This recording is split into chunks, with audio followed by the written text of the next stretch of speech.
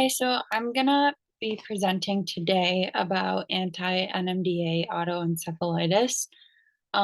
This is also from the book called Brain on Fire, written by Susanna Callahan. So I also titled my in-service What Susanna Did Not Say, because she did get into some of the medical stuff, but there's more that we could get into with that. So before we start, I want you guys to write down what you think, just based off of the name, what anti-NMDA encephalitis is.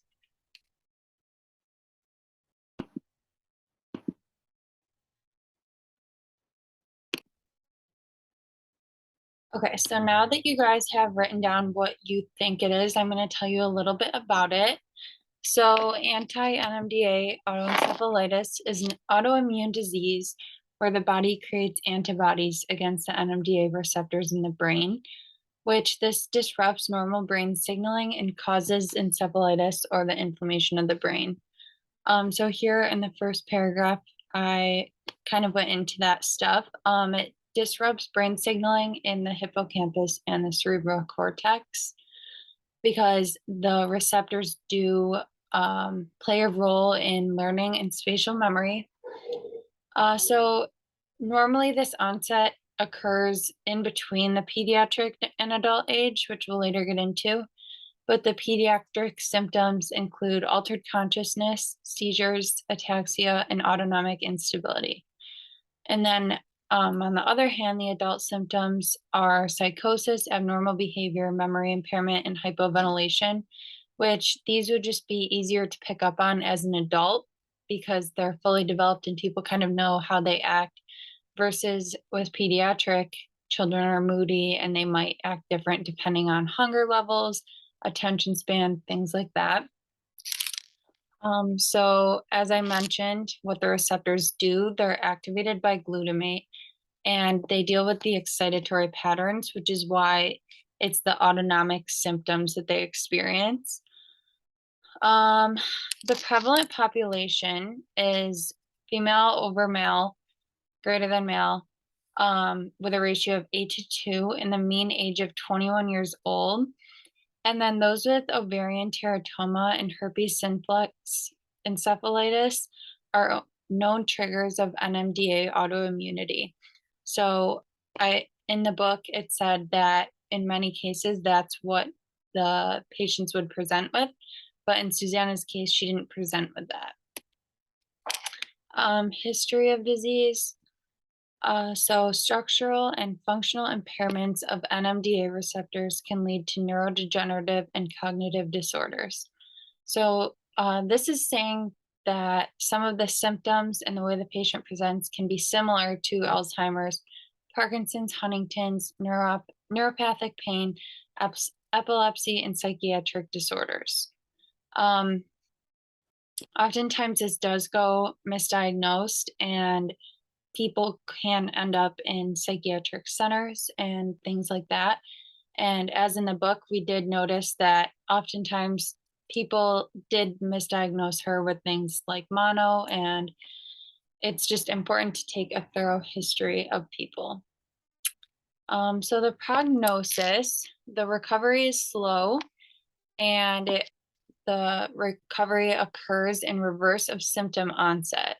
So the severe symptoms resolve first, which would be cognitive, behavioral, and memory problems that take longer to resolve because those occur in the beginning. Most patients will make a full recovery within 2 years of disease onset, but then cognitive, behavioral, and memory symptoms could take longer and could still kind of linger after that 2 years and not necessarily go away. So in terms of PT intervention, so physical therapy combined with pharmacologic treatment is most successful. So early on for us, we work on bed mobility, transfer, gait training with the patient, just kind of while they're trying to figure out what exactly is going on. As you see in the book, it is kind of a lengthy stay in that case, but hopefully now it's a little bit easier to diagnose. And then once they're into the rehab training phase, it's more about balance exercises and functional tasks, as you see that motor planning and being able to do things like open the door from the book was difficult for her due to having this disease. And then once they are out of the hospital and discharged home, we recommend that they continue PT in an outpatient setting. As we saw in the book, this was not the case for her. And later in the book, she notices how she talks about that she wishes that she would have gotten more into the therapy interventions because she believed that that would help more with the social aspect of her recovery. So the pharmacologic treatment typically consists of immunotherapy protocol consisting of intravenous immunoglobulin, otherwise known as IVIG, corticosteroids, and plasmapheresis. But as we know, using PT interventions such as bed mobility, transfer, and gait training, and parental education initially, we can progress them to balanced reeducation and age-appropriate functional tasks that the patient will be able to progress with and discharge home with for continued outpatient PT. So these are just a couple interesting facts that I found about the disease that weren't necessarily talked about in the book. So the first study studied the correlation between NMDA antibody and the association with COVID-19. I thought this was interesting because it is more of a modern study, something that we are dealing with a little bit more and relevant to the population. So this measured the association with COVID-19 without pulmonary involvement or fever, which are some of the symptoms of the encephalitis. So they had 4 adult cases and 1 pediatric case of COVID with associated NMDA encephalitis have been reported. So that was when the study was performed. That's as many as they had. So they had 1 patient who was a 7-year-old that presented to the hospital with wide-based gait and ataxia, not having any COVID symptoms. So they were just going in to figure out what was wrong, but not for COVID purposes. The next day, he began having seizures, which we'll later talk about is not necessarily given for the encephalitis, but his labs and imaging were normal. On the 3rd day of admission, the patient was tested positive for COVID due to needing more labs and imaging done. But he didn't have a fever or any respiratory symptoms. On the 8th day of admission, he started having like choreic movements in the hands and feet. He had tongue protrusion, bruxism, lip smacking, agitation, catatonia, and tachycardia. And he was later then tested positive for anti-NMDA and also for COVID-19. So it just goes to show you that autoimmune encephalopathy should be considered when neurologic and COVID symptoms are experienced simultaneously. We shouldn't just focus on one problem, we should focus on the child as a whole. So if they do start experiencing COVID symptoms, we can't just forget that they came in for something else. So then the next study that I found looked at the similarities in the presentation of symptoms between autoimmune encephalopathies and Alzheimer's disease. So this showed that an NMDA receptor antagonists are a class of drugs that are used to attempt to slow down the process of Alzheimer's, but they still can show similar symptoms to the encephalitis. And age-associated NMDA receptor hypofunctioning and memory impairment are also linked to that as well.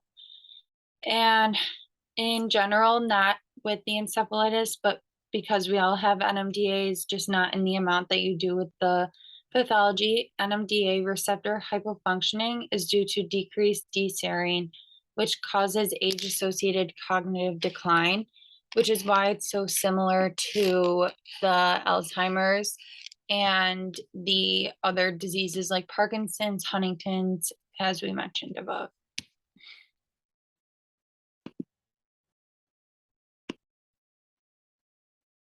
Okay, so this is diagnostic clues of anti-NMDA encephalitis in patients with new onset psychiatric symptoms. So the R in NMDA stands for receptors. So if you look down the side, it says search F, which means for NMDA receptors with an additional A at the end. So the S stands for sleep dysfunction. Severe insomnia is more frequent than hypersomnia at disease onset, which means that like they cannot sleep when they first like start experiencing symptoms, which we saw in the book with Susanna. This was one of her first symptoms that she had. The second, E stands for excitement or manic behavior, alternating with depressive behaviors. Manic and bizarre behavior, hypersexuality, or wandering are frequent at disease onset. Depression or suicidality are less frequent. A stands for agitation or aggression, which is similar in children and adults. It does not depend on age for this symptom. R is for rapid onset, so symptoms could present within days or weeks. And then normally psychiatric disorders have a slower progression of symptoms. It takes longer to pick up on them and put the pieces together and kind of come to a diagnosis, whereas this comes on and then starts to increase.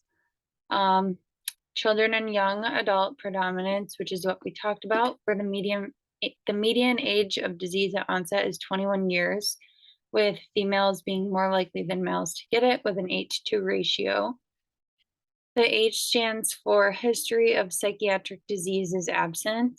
So in patients with history of psychosis or behavioral change, reports obtained from families or parents usually suggest that the previous episodes were caused by the disease and not by a previous underlying psychiatric disease that they were previously diagnosed with. F stands for functioning catatonia, which can alternate with episodes of extreme agitation. N stands for negative and positive symptoms at presentation. So for this, the positive symptoms are determined as visual or auditory hallucinations, and then they're usually present at the onset. And then the negative symptoms would be cognitive impairment, distractibility, and decreased verbal output, which you'll experience later within the disease onset. M is memory deficit. Memory formation is impaired and examination is often difficult because of agitation, behavioral changes, speech problems, inattention, things like that. And we saw that in the book. It's difficult for Susanna to speak and formulate sentences. So that kind of coincides with D, with decrease of verbal output or mutism, which a rapid decrease of this occurs, particularly in children, but we saw it with her adult case. And it can be preceded by pressured speech. So A stands for antipsychotic intolerance. So this pertains to atypical and typical antipsychotics. They have suggested the frequency of adverse effects is with higher typical antipsychotics. R is to rule out neuroleptic malignant syndrome. So for example, hyperthermia, coma, muscle rigidity, all of these things could also present with the same kind of symptoms, and they are just saying to rule those out before determining if your patient has the NMDA encephalitis. And then A stands for antibodies and additional paraclinical tests such as EEG, MRI, or a spinal tap. And NMDA antibodies are always present in the cerebrospinal fluid, where 80% of patients have increased number of blood cell count and pleocytosis. So this is just a nice chart to kind of group together and see the different clusters that you could possibly have in order to diagnose and symptom onset at an acute phase of the encephalitis.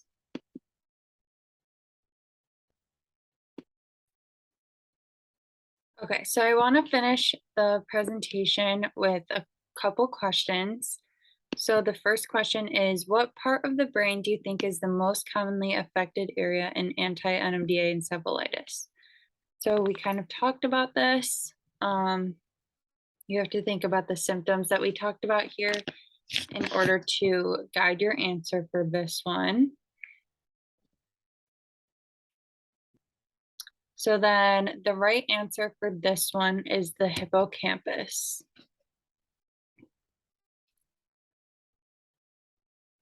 And then if you could write down and name the mentioned symptoms that led you to your answer. So here, with 70% of patients, the disorder begins with normal flu-like symptoms, as we mentioned, headaches, fever, nausea, vomiting. Although it's unclear if patients initially contract a virus related to this disease or if these symptoms are coming from the disease itself. About 2 weeks after the initial symptoms, they start to experience psychiatric issues, which include anxiety, insomnia, fear, delusions, hyper-religiosity, mania, and paranoia. And then because the symptoms are psychiatric, most people seek out mental health professionals and seizures tend to occur. And then that is when the patient goes to a neurologist or to the hospital because their symptoms coincide with the seizure and they kind of find out that it is more severe. And then from there, language and memory deficits arise, but they're often overshadowed by the more dramatic psychiatric symptoms. So those are kind of the symptoms onsets, but these are just the 5 symptoms that should make you think that it is the hippocampus that is mostly affected. So hopefully this gives you a little bit more background into the anti-NMDA encephalitis, gives you a little more, not as much into the story as the book did about what she experienced, but more into what was actually going on and what can be some triggers of this. Thank you.